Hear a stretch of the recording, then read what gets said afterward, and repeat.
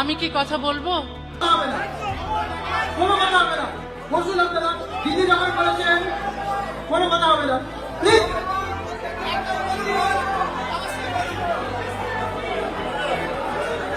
দীর্ঘ ১৯ বছর পর কলকাতায় লেখিকা তসলিমা নাসরিনের প্রত্যাবর্তন।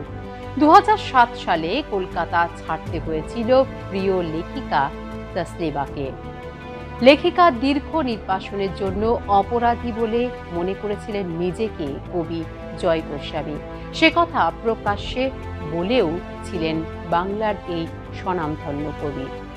এমন সৎ উচ্চারণের পরও প্রিয় লেখিকার প্রত্যাবর্তন ও তার অনুষ্ঠানে এক প্রকার জনরোষের মুখে পড়তে হলো বাংলার এই কবিকে।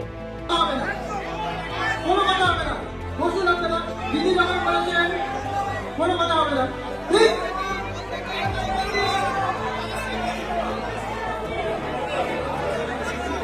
বাম আমলে কলকাতা ছাড়তে হয়েছিল নারীবাদী লেখিকা তসলিমা নাসরিনকে।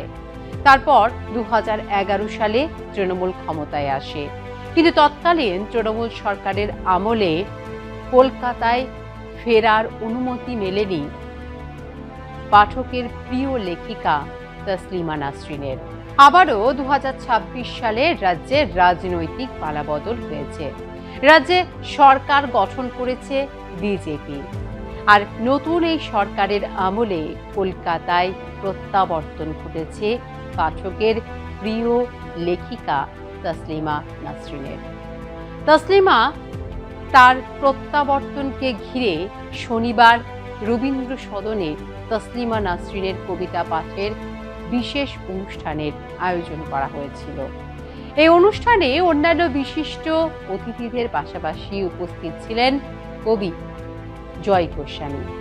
এদিনের অনুষ্ঠানে কবি জয় গোস্বামীর মঞ্চে ওঠা নিয়ে সাময়িক বিশৃঙ্খলা তৈরি হয় এই অনুষ্ঠান প্রেক্ষাগৃহে। মঞ্চে প্রবাদ প্রতিম কবি জয় গোস্বামীকে আমন্ত্রণ জানিয়েছিলেন তসলিমা নাসরিন নিজে। আপনার পুজো পৌঁছে যাক বিশ্বের দরবারে।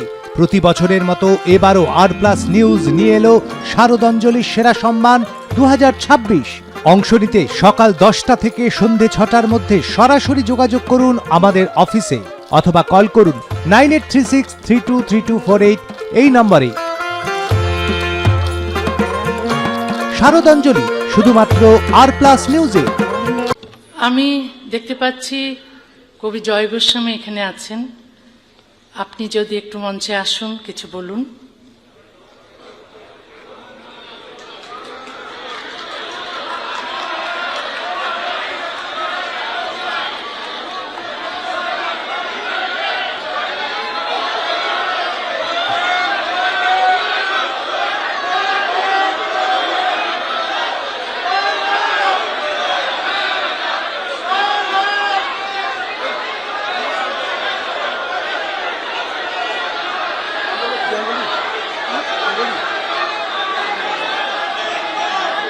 আপনারা একটু শান্ত হন প্লিজ, আপনারা একটু শান্ত হন।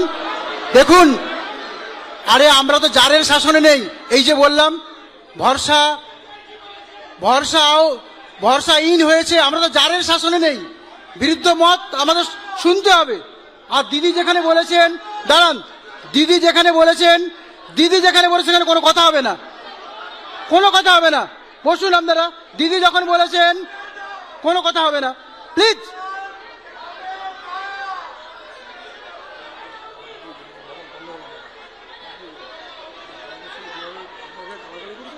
দিদি রেখেছেন, আপনারা এইটুকু দেখে এইটুকু সম্মান করুন।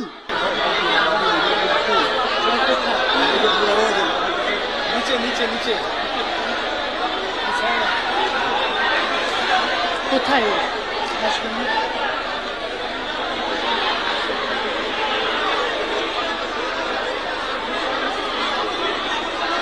জয় কোথায়?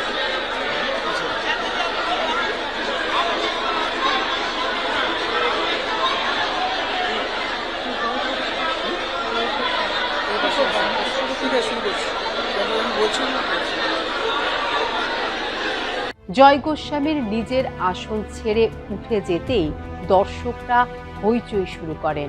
দর্শকদের মন বুঝতে এতটুকুও বিলম্ব করেননি বাংলার এই কবি। তিনি তৎক্ষণাৎ ফিরে নিজের আসনে বসে পড়েন।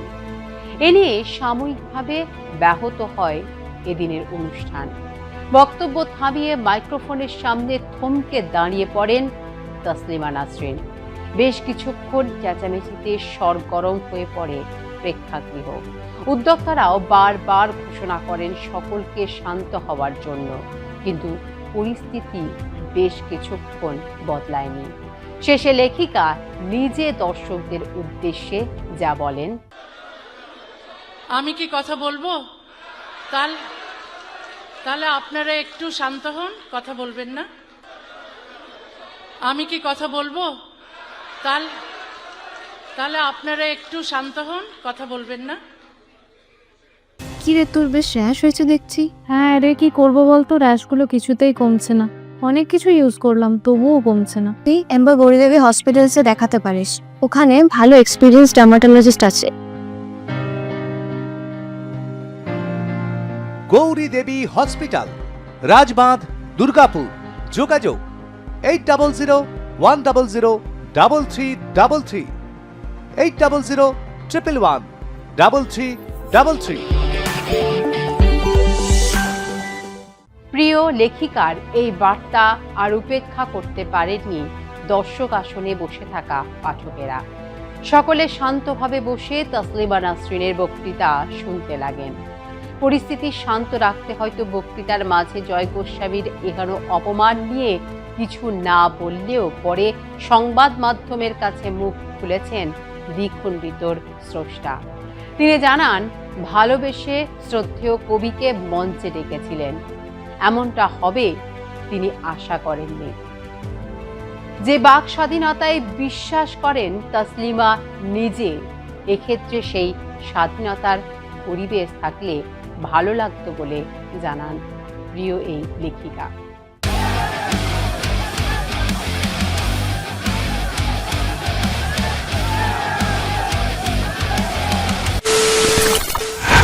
খবরের নামে প্রতিদিন সন্ধে আপনার ড্রয়িং রুমে কি শুধুই চিৎকার চেঁচামেচি হয়ে আসে?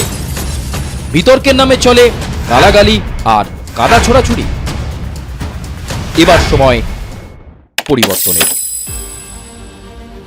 কারণ আমরা কান ফাটানো চিৎকারে বিশ্বাস করি না। আমরা বিশ্বাস করি খবরের সত্যতায়। আমরা কোনো পক্ষের হয়ে গলা ফাটাই না, আমরা সাধারণ মানুষের হয়ে প্রশ্ন তুলি। চিৎকার নয়, শুধু খবর হবে যেখানে বিতর্ক আছে কিন্তু কুৎসিত ঝগড়া নেই। সঠিক তথ্য, বিশ্বস্ত খবর। নজর রাখুন আর প্লাস নিউজে।